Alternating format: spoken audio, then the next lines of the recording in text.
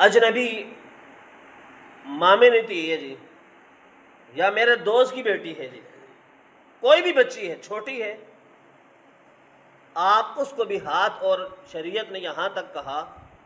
کہ بچی کو آپ بوسہ بھی نہیں دے سکتے، یہاں تک اتنے سخت الفاظ ہیں کہ اپنا باپ بھی، اپنی بیٹی جب اس کی 5 سے 6 سال کی عمر کو پہنچ جائے تو وہ باپ بھی اپنی بیٹی کو بوسہ نہیں دے سکتا، تو چاہے جائے کوئی دوسرا دوست کی بیٹی ہے اس کو چومنا شروع کر دے، ہاتھ ملانا شروع کر دے، شریعت نے اس سے سختی سے منع فرمایا۔ اس لیے بچے آپ بھی اس چیز کو ذہن میں رکھیں، جب بھی کوئی اجنبی آپ کو سلام کرے، انسان کے اندر اللہ نے وہ طاقت رکھی ہے، وہ پہچان جاتا ہے کہ سلام یہ صحیح ہے یا غلط نیت کے ساتھ ہے۔ جب بھی بچوں آپ کو کوئی غلط طریقے سے سلام کرے یا آپ کے جسم پر غلط جگہ وہ ٹچ کرے تو فوراً اپنے ماں باپ کے پاس بھاگو، معاشرہ آپ کے سامنے ہے۔ اس لیے کہا گیا کہ چھوٹے بچوں کو، نابالغ بچوں کو مصافحہ نہیں کیا جا سکتا،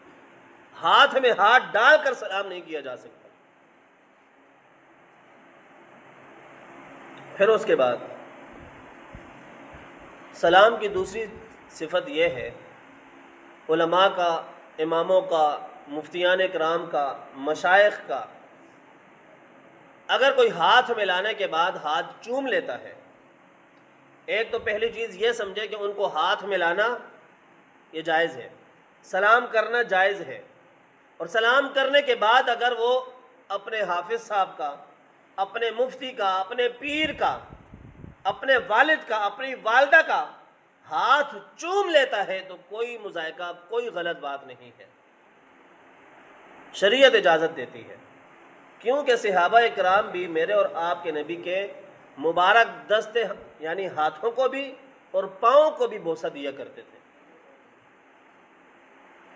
یہ ایک حدیث مبارکہ آپ ادھر میری طرف توجہ رکھیں، جب میرے اور آپ کے نبی شب معراج کی رات کو اللہ کی پاک بارگاہ کی طرف سفر کرنے کا ارادہ جب آپ نے شروع کیا تو اس وقت بھی جبرائیل امین جب آپ کی خدمت میں حاضر ہوئے تو آپ آرام فرما رہے تھے، تو آپ نے میرے اور آپ کے نبی کو ڈائریکٹ جسم سے ہلا کر نہیں اٹھایا یا آواز دے کر نہیں اٹھایا، بلکہ ادب کا تقاضا آپ نے یہ رکھا کہ میرے اور آپ کے نبی کے مبارک پاؤں کو جناب جبرائیل نے بوسہ دیا اور